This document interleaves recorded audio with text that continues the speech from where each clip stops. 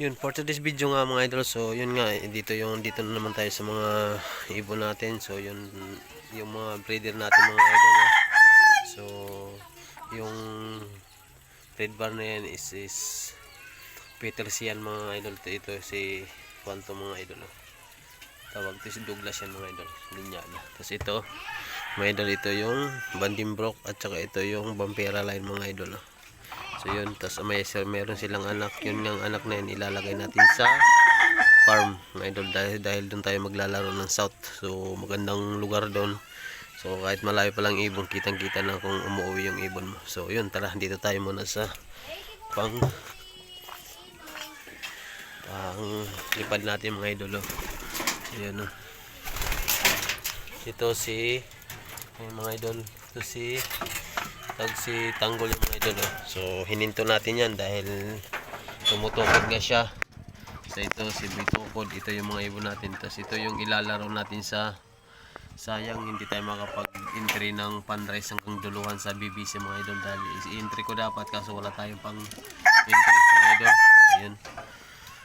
Tapos ito si Piccolo nga yung, so isasali na lang natin yan mga idol sa na lang natin isasali yan sa tawag ko sa derby na lang, para sure tayo na masasali sila kasi sa 18 pa naman yung derby mga idol.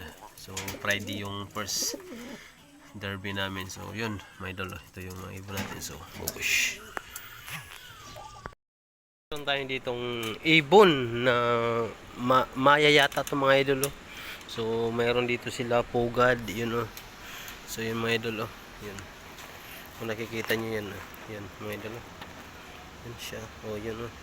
So nag-trim kasi ako ng tawag to, itong halaman na to. So nakita ko sila, tapos meron pa dito yung mga idol, oh. Meron, oh, may kanina kayo, yun, oh. So yun, may inakay sila mga idol, oh. Yun, oh.